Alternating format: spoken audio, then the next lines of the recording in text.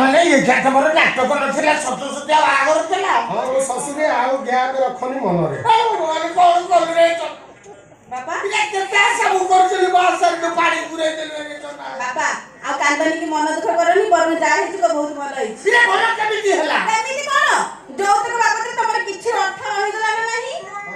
ଝିଅ ପାଇଲ ଜ୍ୱାଇଁ ପାଇଲ ତାପରେ ପୁଅ ବି।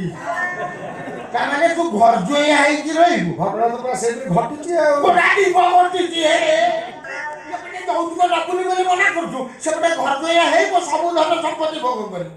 ଶଳା ଟିକିଏ ବି ଗ୍ୟାପ ଦଉନୁ ତ? ନାଇଁ ମୋ ବାପା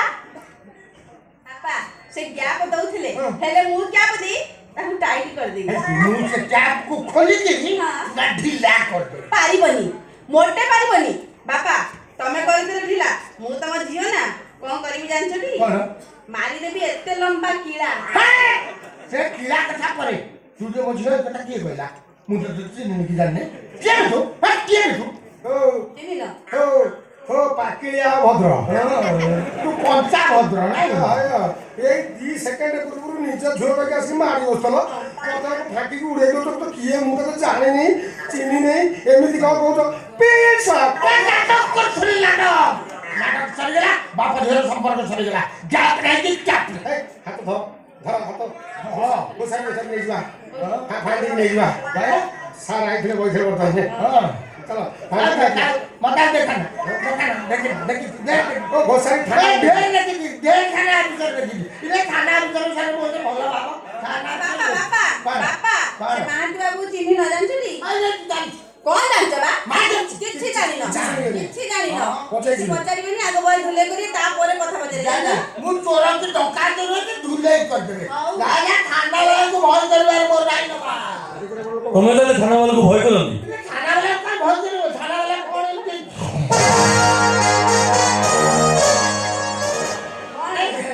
ଏଇଟା କି ତୁମ ପ୍ରଶ୍ନ ଉତ୍ତର ନୁହେଁ? ସେ ଟୋକା ଆଜି ତମ ଝିଅକୁ ମନ୍ଦିରରେ ବିବାହ କରିଛି, ମୁଁ ନିଜ ଆଖିରେ ଦେଖିଛି।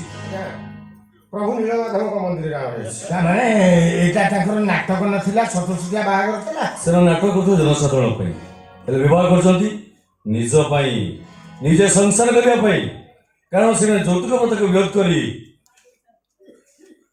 ବାସ୍ତବରେ ବିନା ଯୌତୁକରେ ବିବାହ କରି ଏ ସମାଜ ପାଇଁ ଗୋଟେ ଉଦାହରଣ ସୃଷ୍ଟି କରିଛନ୍ତି। ତାହେଲେ ମୁଁ ଏବେ ବାସ୍ତବରେ କଣ କରିବି? ତମେ ଏବେ ବାସ୍ତବରେ ଝିଅ ଝଇକି ଘରକୁ ପାଛୋଟି ନେବ। କଣ ବୁଝିପାରିଲ? ତାହେଲେ ଏଇଟା ତାଙ୍କର ନାଟକ ନଥିଲା ବାହାଘର।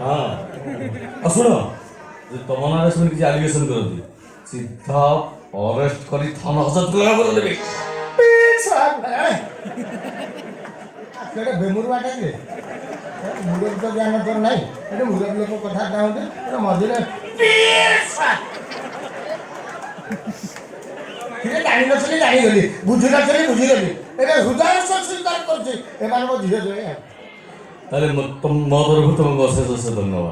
ଆଉ ଶୁଣ, ଯଦି ଭବିଷ୍ୟତରେ ଦ୍ୱନ୍ଦ୍ୱ ସୃଷ୍ଟି ନ କର। ପ୍ରଶ୍ନ ଆଉ ତମେ ଠିଆ କାହିଁକି? କଣ କରିବୁ? ଖାଲି ଯାଅ ଭୋଜିର ଆୟୋଜନ କର। ଆଉ ସମସ୍ତେ କରୁଛ ତମ ଶ୍ୱଶୁର ନାଖିଲା ତ ତାକୁ ଆଉ। ଆଉ ଶୁଣ, ଆଉ ଜନସଂଖ୍ୟା ନିୟନ୍ତ୍ରଣ ଦୃଷ୍ଟି ଦେବ। ଆଗେ ଫ୍ୟାମିଲି ପ୍ଲାନିଂ, ଆମେ 2 ଆମର 2। 5 ବର୍ଷ ପରେ ମୁଁ ଚିନ୍ତା ଡକ୍ଟର ସହିତ ପରାମର୍ଶ କରିବ। Best of luck.